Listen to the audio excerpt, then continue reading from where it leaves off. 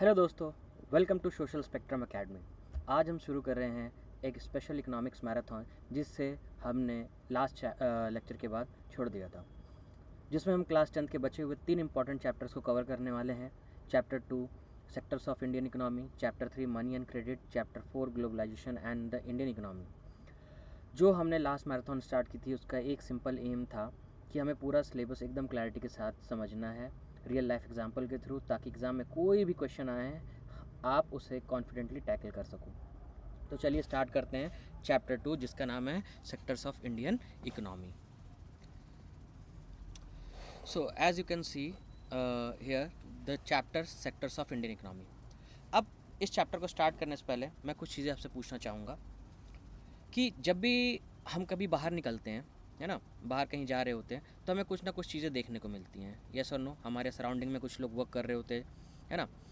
कुछ जैसे कि ये दुकान वाला, सॉरी ये न्यूज़पेपर वाला आई गेस, ठीक है, ये कोई सर्विस प्रोवाइड कर रहा है। इसके अलावा हमारे पास यहाँ पर ये देखने को मिल रहा है, ये कुली है एक जो रेलवे स्टेशन पे काम करता है। यहाँ पर ये आंटी लोग जो हैं ये क्या कर रही हैं, कॉटन की फार्मिंग कर रही हैं और कॉटन को प्लग कर रही हैं। इसके अलावा यहाँ पर एक ये ब्रिक क्लीन है, यहाँ पे कुछ लोग काम कर रहे हैं। तो जैसा कि चैप्टर के नाम से समझ में आता है सेक्टर्स ऑफ इंडियन इकोनॉमी, तो बेसिकली हमें क्या पढ़ना है, इंडिया में कितने सेक्टर हैं, क्या काम कर रहे हैं, कैसे कर रहे हैं। तो इसको समझने के लिए आगे बढ़ने से पहले मैं आपको ले चलता हूँ एक प्लेन स्लाइड पर कि देखो बेटा क्या होता है जब भी हम बात करते हैं सेक्टर्स की। किसकी? सेक्टर्स की। तो हमारे पास इंडियन इकोनॉमी के टर्म्स में 3 सेक्टर आते हैं, ठीक है, 3 सेक्टर आते हैं। एक होता है प्राइमरी, एक होता है सेकेंडरी, एक होता है टर्सरी, है ना।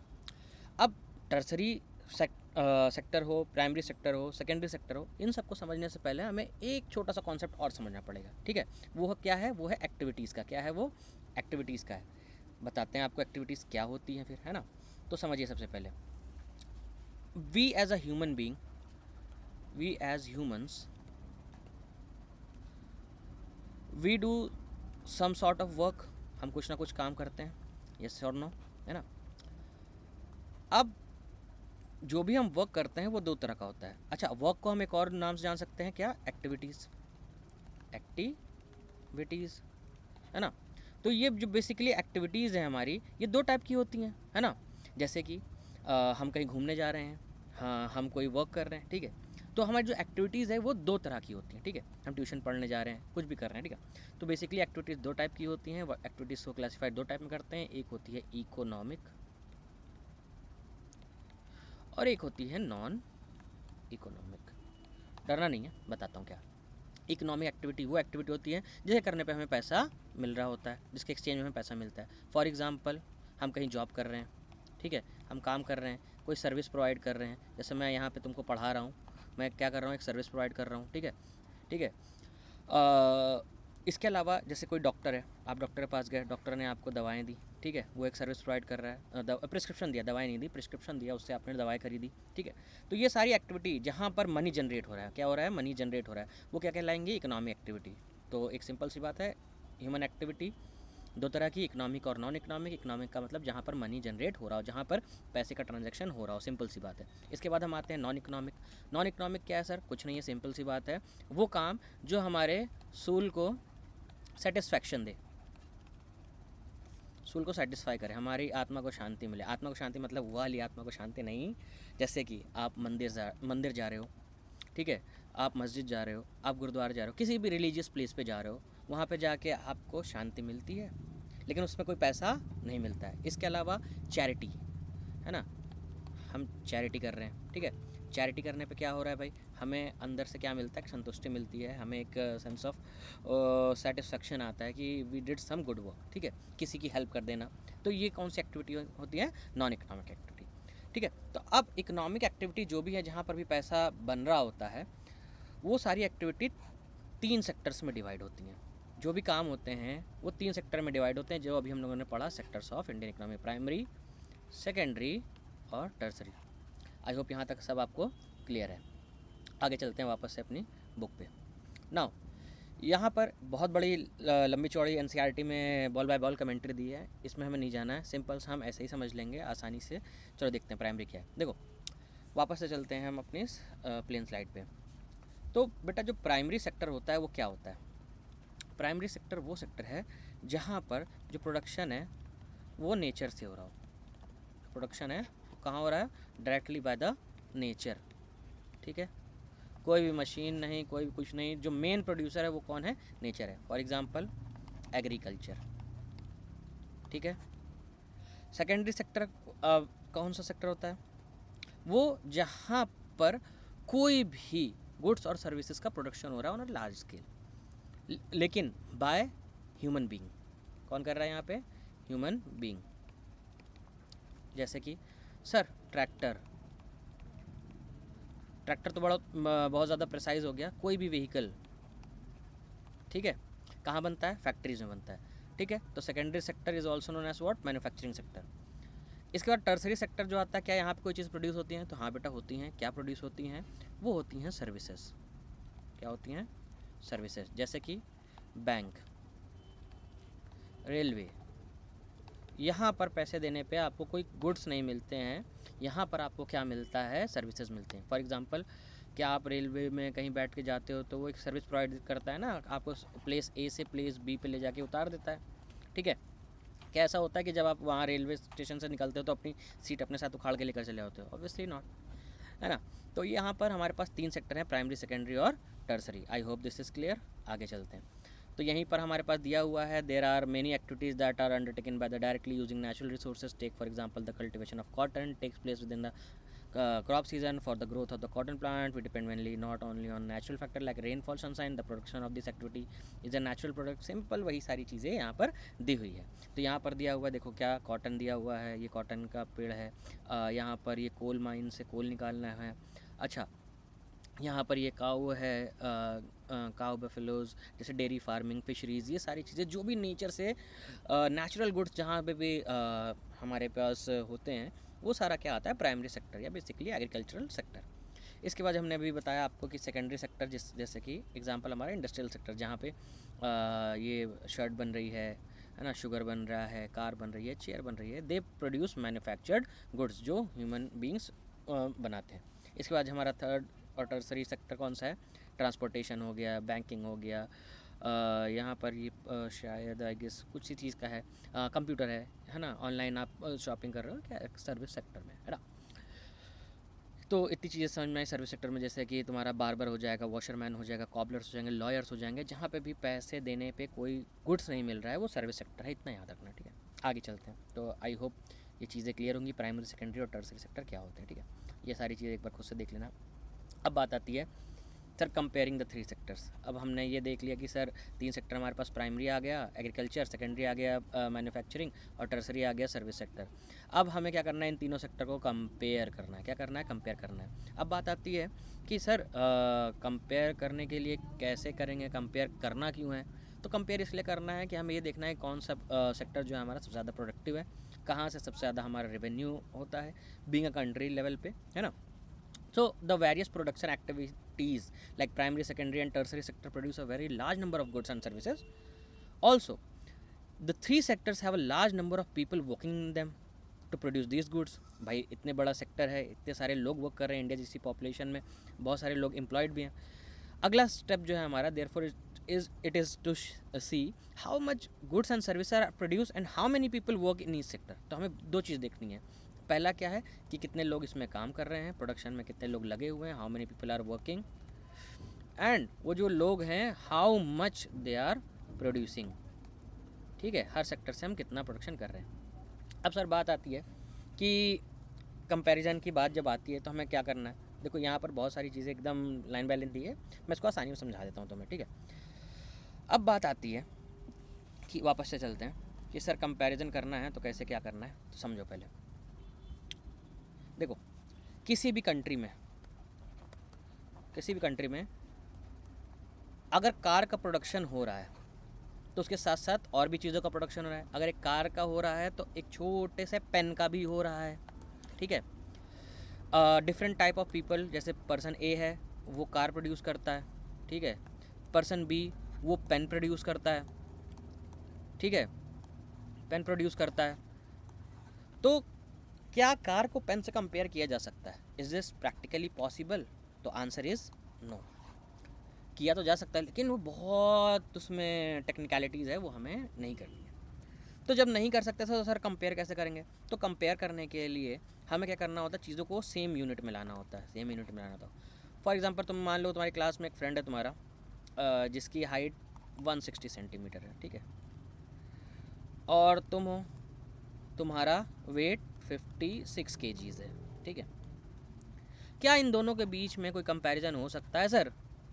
बोलोगे नहीं सर, नहीं हो सकता। क्यों नहीं हो सकता भाई? क्योंकि ये तो सेंटीमीटर में है सर, और आप ये जो बता रहे हो केजी में, तो ये कैसा कंपैरिजन है? सिमिलरली कितनी नंबर ऑफ़ कार प्रोड्यूस हो रही हैं या कितने नंबर ऑफ़ पेन प्रोड्यूस हो रहे हैं, इनका कंपैरिजन क्या पॉसिबल है? मुझे तो नहीं लगता है, प्रैक्टिकली नहीं लगता है, ठीक है, और है भी नहीं, है ना। लेट्स बी वेरी क्लियर, ऐसा कंपैरिजन बिल्कुल भी पॉसिबल नहीं है। खैर आगे चलते हैं। तो सर जब बात आई, आपने प्रॉब्लम तो बता दी कि सर ये हो नहीं पाएगा ऐसे, तो हम करें क्या करें? तो इसके लिए सिंपल सा एक मेथड है जिसको बोलते हैं वैल्यू एडेड मेथड। क्या? Value added method. वैसे ठीक है, अब सर ये वैल्यू एडेड मेथड क्या है तो बताता हूँ। मैं कहता हूँ कि सर जो पर्सन ए था, जो कार बना रहा था, उसने कार तो बनाई, नॉट नंबर्स, मतलब हम उसके नंबर को नहीं देखेंगे, हम उससे पूछ लेंगे for how much rupees you have invested in making the cars in 1 year. एक साल में तुमने कितने रुपए की कारें बनाई, ठीक है। तो उसने बोला सर मैंने जो है let suppose 1 CR 1 crore rupees की कार बनाई, ठीक, समझ में आ गया। पर्सन बी, मैंने पूछा भाई कितने रुपए के पेन बनाए, कितने नहीं, नॉट नंबर, नंबर नहीं, how many, how many, not for how much, for how much, कितने रुपए के। यानी हमें क्या करना है, एक सेम टर्मिनोलॉजी में इसको लेकर आना है, दैट इज़ इंडियन रुपीज़। तो उसने बताया सर मैंने जो है 50 लाख रुपीज़ के पेन बनाए। अब क्या हम यहाँ पर कंपेयर कर सकते हैं इन तीनों सेक्टर को? तो आंसर है यस सर। यहाँ 1 CR का प्रोडक्शन हुआ, यहाँ पर 50 लाख का प्रोडक्शन हुआ। समझ में आई बात? वेरी गुड, आगे चलते हैं भाई। अब इस चीज़ को समझने के लिए यहाँ पर एक चीज़ दी हुई है जिससे कहते हैं, अच्छा एक चीज़ समझो, यहाँ पर एक कॉन्सेप्ट समझने वाली चीज़ है, तो सर्टन बहुत इंपॉर्टेंट चीज़ दी हुई है कि जो भी गुड्स होते हैं हमारे पास, वो दो तरह के होते हैं। गुड्स कितने तरह के होते हैं? 2 तरह के। एक होते हैं कंज्यूमर गुड, या वेट, कंज्यूमर गुड नहीं, कंज्यूमर गुड नहीं, रुक जाओ, ये गलत उस पर चले जाओगे, नहीं समझ पाओगे। Let me make it easy for you, जिससे तुम्हें आसानी समझ में आ जाए। पेन का कलर बदल लेते हैं कुछ, ये ठीक है। चलो देखो, गुड्स 2 तरह के, एक होते हैं इंटरमीडिएट, ठीक है, दूसरे होते हैं फाइनल गुड्स। क्या है भैया? बेटा एग्जांपल से समझो। For example you have to make a packet of biscuit, ठीक है, एक बिस्किट का पैकेट प्रिपेयर करना है। अब इस बिस्किट को बनाने के लिए तुम्हें क्या क्या बाई प्रोडक्ट चाहिए होंगे? तुम्हें वीट चाहिए होगा, चाहिए होगा कि नहीं चाहिए होगा, शुगर चाहिए होगा, चाहिए होगा कि नहीं चाहिए होगा, ऑयल चाहिए होगा, चाहिए होगा कि नहीं चाहिए होगा, कुछ फ्लेवर्स चाहिए होंगे, है ना, चाहिए होंगे ना भाई। अब यहाँ पर ये जो वीट है, ये शुगर है, ये ऑयल है, या जो फ्लेवर्स हैं, ये सारे जो हैं एक तरह के क्या हैं, बाई प्रोडक्ट हैं किसके? इस बिस्किट के।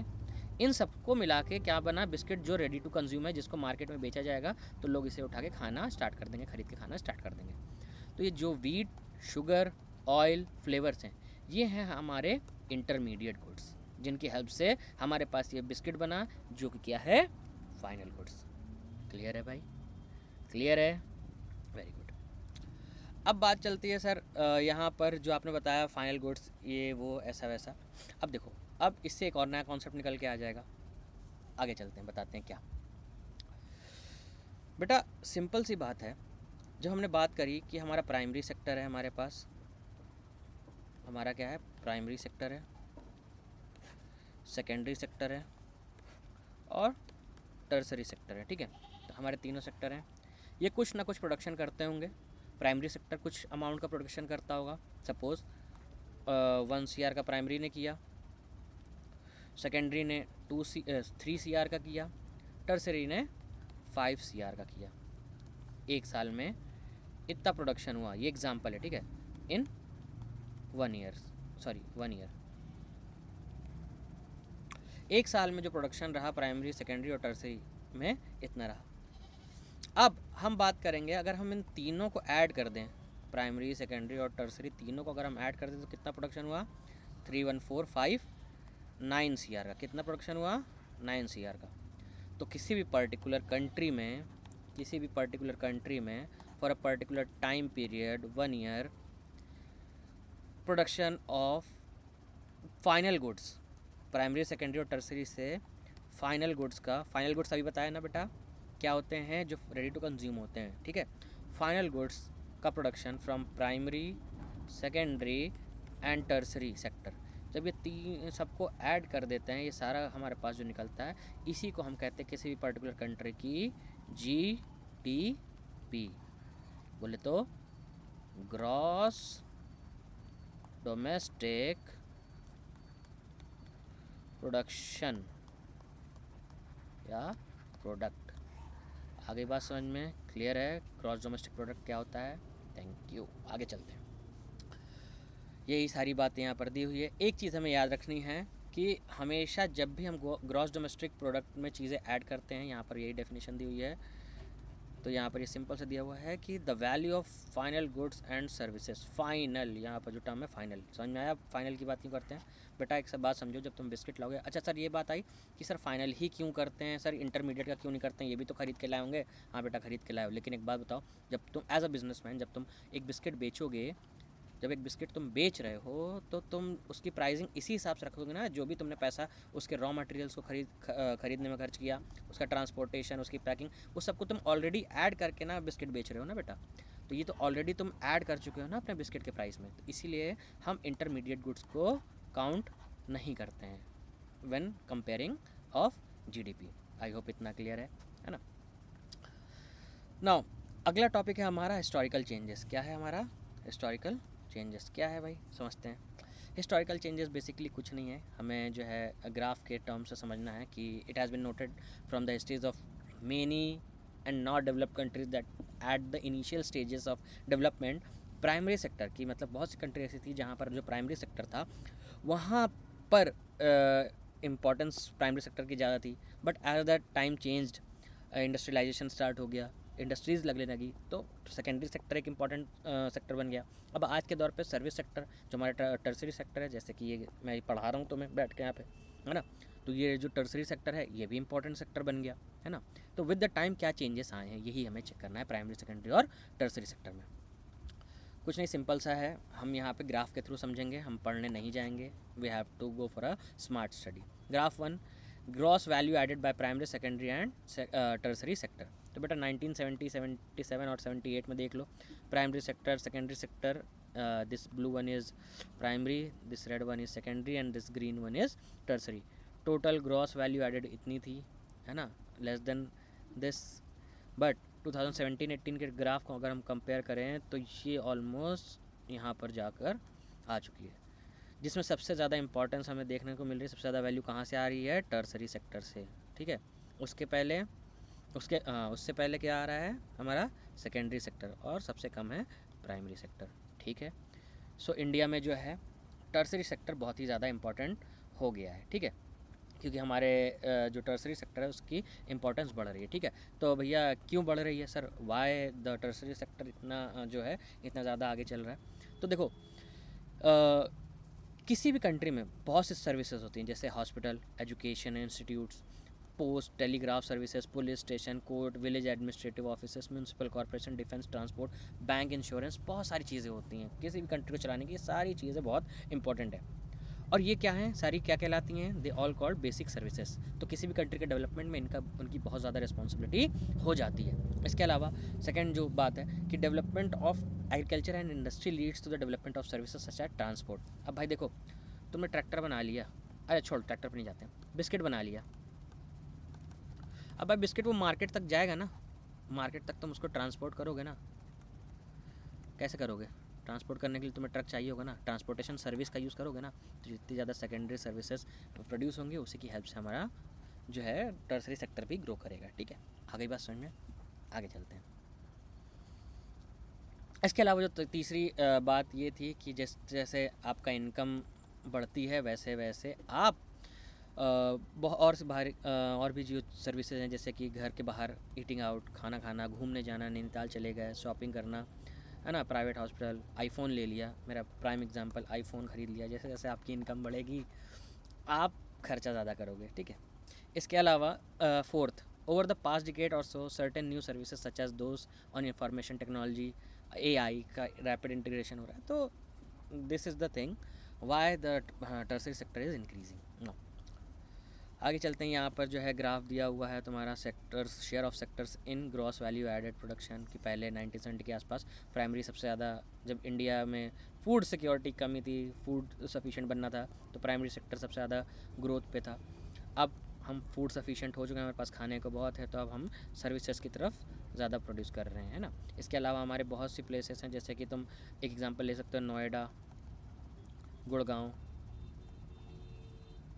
ठीक है, ये वो प्लेसेस है जहाँ पर बहुत सारी मल्टीनेशनल कंपनीज़ ने अपने ऑफिसेस खोल रखे हैं और जहाँ पर वो इंडिया से सर्विसेज प्रोड्यूस कर रहे हैं। ठीक है, तो ये रीज़न है। अब आगे चलते हैं तो हम बात करेंगे share of sectors in employment percentage. अब देखो बेटा, 1977-78 में हमारे पास जो है प्राइमरी सेक्टर में 71% जो पीपल थे वो एम्प्लॉयड थे, सेकेंडरी में 11 और टर्सरी में 18। ये डेटा चेंज होता है 2017-18 में, प्राइमरी में 44, सेकेंडरी में 25 और टर्सरी में 31। अभी तक अगर हम देखें, भले ही यहाँ पर एक ग्रेजुअल डिक्लाइन आया है, लेकिन आज भी सबसे ज़्यादा most of the people in India are employed in primary sector. आ रही बात समझ में? नहीं आ रही है सर, क्यों है ऐसा? आओ देखते हैं फटाफट। देखो बात ऐसी है कि इंडिया में डिस्गाइज एम्प्लॉयमेंट बहुत है। डिस्गाइज एम्प्लॉयमेंट मतलब क्या है बेटा? आज भी बहुत से किसान ऐसे हैं जिनके पास ज़मीन है ना। फॉर एग्ज़ाम्पल ये 100 स्क्वायर फीट ज़मीन है। ठीक है, अब इस ज़मीन पे अगर हमें खेती करनी है तो we will be requiring 3 people only. ठीक है, 3 लोग अगर काम करेंगे तो इससे जितना प्रोडक्शन होता है वो आसानी से हो जाएगा। लेकिन गांव में आज भी कुछ ऐसी फैमिलीज़ हैं जहां पर number of people working in the same area is very large. वहाँ पर काम कर रहे हैं 8 पीपल मान लो, रिक्वायरमेंट है 3 लोगों की, लेकिन काम कितने कर रहे हैं? 8 लोग। तो 3 लोग भी मिलके वही काम कर रहे हैं जो 8 लोग मिलके कर रहे हैं, है ना। तो भाई प्रोडक्शन तो उतना ही होगा, प्रोडक्शन तो नहीं बढ़ेगा, है ना। लेकिन ऐसा तो हम ये नहीं कह सकते ना कि ये 8 लोग अनएम्प्लॉयड हैं। Are they unemployed? काम नहीं कर रहे हैं, काम नहीं इनके पास? नहीं, ऐसा नहीं है, काम है, they are working on their field. ठीक है, इसमें से जो है majority of the people are doing this. तो ये एक तरह का एम्प्लॉयमेंट तो है। इंडिया आज भी बहुत से लोग हैं जो प्राइमरी सेक्टर में ही एम्प्लॉयड हैं। ठीक है, या तो वो लैक ऑफ एजुकेशन है, ठीक है, पढ़े लिखे नहीं है, लैक ऑफ स्किल है ना, स्किल नहीं है कि उन्हें जॉब नहीं मिल रही है। ठीक है, बहुत सारे फैक्टर्स हो सकते हैं। तो ये बात हमें क्लियर हो जानी चाहिए कि वाई अब प्राइमरी सेक्टर आज भी सबसे बड़ा जॉब प्रोवाइडर है। ठीक है, बिकॉज ऑफ दिस, और उसका शेयर सबसे ज़्यादा क्यों है। अब आगे चलते हैं बेटा, how to create more employment. ठीक है, how to create more employment. अब ये कैसे करेंगे भाई? अब भाई देखो, यहाँ पर एक एग्जांपल के थ्रू चीज़ें बताई गई है ना। हम सिंपल सी बात करते हैं कि हमें एग्ज़ाम में क्या लिखना है। ठीक है, वी शुड प्रोवाइड, देखो बहुत सिंपल सी चीज़ है, मैं 1 मिनट रुक जाओ। How to provide more employment. हाँ, कहने का मतलब है जब इतने सारे लोग एम्प्लॉयड हैं, अंडर एम्प्लॉयड हैं, तो उनके लिए हमें क्या करना चाहिए भाई? देखो, हमें सबसे पहले तो चलाना चाहिए कोई स्कीम, है ना। गवर्नमेंट क्या कराती है? कुछ स्कीम चलाती है, जैसे कि Mahatma Gandhi national rural employment guarantee act. मनरेगा, है ना, इसमें क्या होता है 100 डेज़ का वर्क दिया जाता है। अब बेटा एक चीज़ याद रखना, मनरेगा का नाम बदल गया है, विकसित भारत जी राम जी, ठीक है, मनरेगा का नाम बदल के विकसित भारत जी राम जी कर दिया गया है। इसको एग्ज़ाम में ज़रूर लिखना, MNREGA now known as VBGRG, और 100 डेज से बढ़ा के जो एम्प्लॉयमेंट था 125 डेज़ कर दिया गया है, यानी खेतों से हटा के लोगों को दूसरी जगह पर हम एम्प्लॉय करेंगे, ठीक है। इसके अलावा स्किल डेवलपमेंट में हमें काम करना चाहिए, ठीक है, स्किल डेवलपमेंट में काम करना चाहिए, और क्या करना चाहिए, ईजी क्रेडिट प्रोवाइड करना चाहिए ताकि वो अपना स्टार्टअप डाल सकें, ठीक है। 3 पॉइंट काफ़ी है, ठीक है, एग्ज़ाम में जो है यही लिखना, क्योंकि बाकी सारे लोग यही लिखेंगे, ठीक है, अलग अप्रोच से पढ़ते हैं, है ना, ध्यान नहीं देना उस पर। अब यहाँ पर कांता और कमल की बात की गई है, ठीक है, कांता और कमल के बारे में देखते हैं क्या है। कांता और कमल, बेसिकली ये जो हमारा टॉपिक है, इस पे हमें सिर्फ ये बताया जाएगा कि ऑर्गेनाइज सेक्टर क्या होते हैं और अनऑर्गेनाइज सेक्टर क्या होते हैं, है ना। जो वर्क है वो भी दो पार्ट में डिवाइड है, जो वर्क है हमारा वो 2 पार्ट में डिवाइड है, एक ऑर्गेनाइज सेक्टर और एक अनऑर्गेनाइज सेक्टर। कांता क्या है, एक ऑफिस में काम करती है, उसका वर्किंग आवर फिक्स है ना, उसकी सैलरी रेगुलरली टाइम पे मिल जाती है ना। उसके अलावा अगर कोई एक्स्ट्रा काम करती है तो उसका एक्स्ट्रा पैसा मिल जाता है, उसको प्रोविडेंट फंड मिलता है। प्रोविडेंट फंड क्या होता है कि गवर्नमेंट की तरफ से कुछ पैसा उसके फंड में सबमिट किया जाता है, जो उसके रिटायरमेंट के आसपास मिलता है, या बीच में अगर उसको ज़रूरत पड़े तो वो पैसे वो निकाल सकती है, ठीक है। उसको मेडिकल फैसिलिटीज़ मिलती है, बाकी अलाउंसेस मिलते हैं, उसको एक पेड हॉलीडे मिलती है कि अगर वो संडे को नहीं जाएगी तो भी उसको पैसा मिलेगा।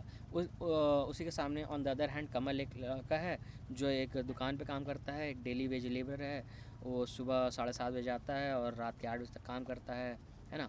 उसके अलावा उसको कोई भी अलाउंस नहीं मिलता है, जो भी उसको जो वेजेस मिलते हैं, जो तनख्वाह मिलती है, बस वही मिलती है ना। He has there for no leave और पेड हॉलीडे, ना उसको कोई छुट्टी मिलती है ना वो उसको कोई हॉलीडे मिलती है, यानी अगर वो संडे को नहीं जाएगा तो भी उसको कोई पैसा नहीं मिलेगा, उसको कोई फॉर्मल लेटर नहीं दिया गया, वो कभी भी उसको निकाला जा सकता है, लेकिन कांता को नहीं निकाला जा सकता। तो बेटा यही है हमारा क्या, division of sector as organise and unorganise. अगर कोई ऐसे ऑन पेपर पे प्रॉपरली काम कर रहा है, वो इंसान क्या है, ऑर्गेनाइज सेक्टर में वर्क करता है, उसके पास जॉब सिक्योरिटी होती है, फिक्स सैलरी होती है ना, छुट्टियों के भी पैसे मिलते हैं, पीएफ भी मिलता है ना। और एक तरफ वो है जो अनऑर्गेनाइज सेक्टर में काम कर रहे हैं, जिसके पास कोई भी जॉब सिक्योरिटी नहीं है, कोई फिक्स अमाउंट ऑफ वेजेस नहीं है, कोई फिक्स वर्किंग टाइम नहीं है, छुट्टियाँ नहीं हैं, कोई भी अलाउंस नहीं है। तो this is the difference between organise and unorganise sector. इतना लिख लोगे भाई, समझा दिया है, मुझे पता है, लिख लोगे। आगे चलते हैं, अब पढ़ने की ज़रूरत नहीं है कुछ भी, अगर यहाँ पे ना पढ़ो तो सब काम चल जाएगा। अब बात ये आती है कि सर ऑर्गेनाइज सेक्टर के जो वर्कर्स हैं वो तो प्रोटेक्टेड हैं, तो what about those unorganise sector का पीपल। तो देखो, the organise sector offers job that are most sought after, but the employment opportunities in the organise sector have been expanding very slowly. कि organise work तो है लेकिन वो बहुत slowly grow कर रहा है। अगर हम ग्राफ प्लॉट करें तो बहुत स्लोली ग्रो कर रहा है, लेकिन हमारा जो अनऑर्गेनाइज सेक्टर है वो बहुत तेज़ी से बढ़ रहा है ना। ठीक है, हमारे पास अगर 2 ग्राफ बना दे, एग्जाम में बना देना।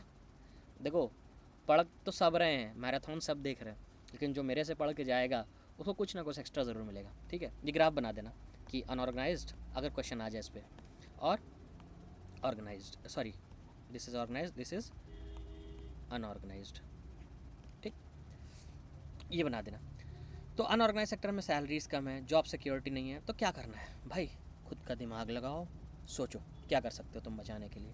अगर तुमको कहीं ऐसी पॉलिसी मेकिंग जगह पे बैठा दिया जाए, तो ये जो वल्नरेबल पीपल हैं, जो हमारा ऐसा सेक्शन है ऑफ सोसाइटी है जहाँ पे सारी चीज़ें नहीं हैं, तो how will you save guard them.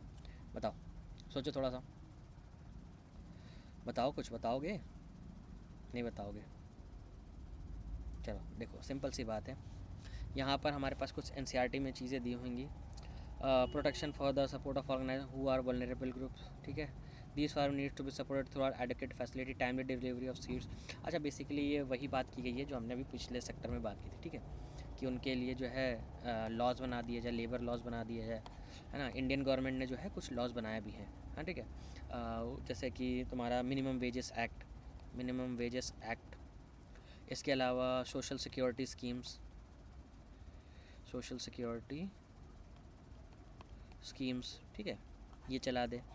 और अनऑर्गेनाइज सेक्टर के वर्कर्स के लिए लॉज बना दिए जाए कि वो भी एक ऑर्गेनाइज सेक्टर की तरह एक उसके पास सेफ्टी नेट हो, कि उसको एक फ़िक्स टाइम के लिए जॉब मिलेगी और एक पर्टिकुलर टाइम होगा उसके वर्क का, ठीक है, वर्क आवर्स भी फिक्स कर दी जाए, ठीक है। अभी बहुत ज़्यादा न्यूज़ पे चल रहा है कि तुम लोगों ने देखा होगा, Raghav Chadha ji MP, he is also working on this, ठीक है, सिंपल सी बात है ना।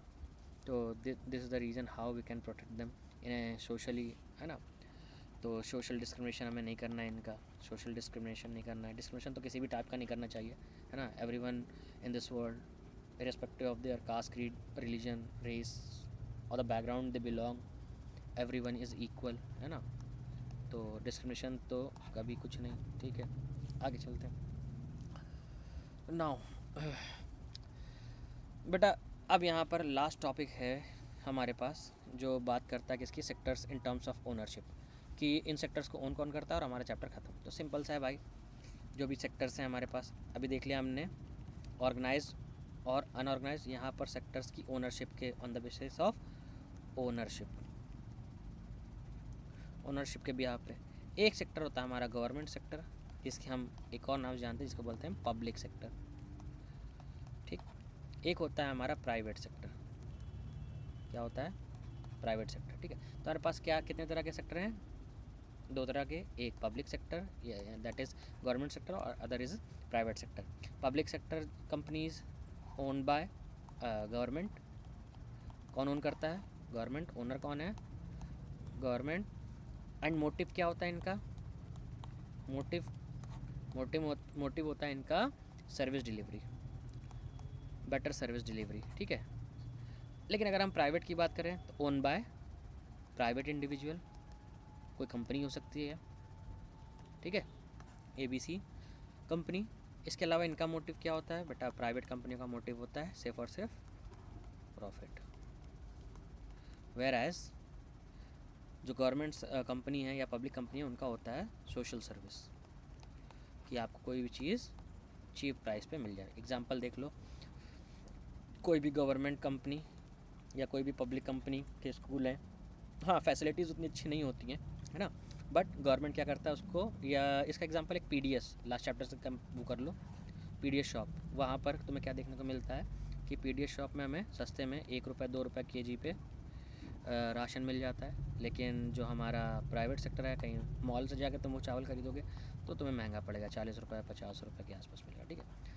तो ये बस इतना ही जानना ज़रूरी है इस चैप्टर में। इसके अलावा चैप्टर हमारा ख़त्म हो गया, ठीक है। इसके बाद हमारा थर्ड चैप्टर है, वो स्टार्ट करते हैं एक ब्रेक के बाद, ठीक है। Thank you.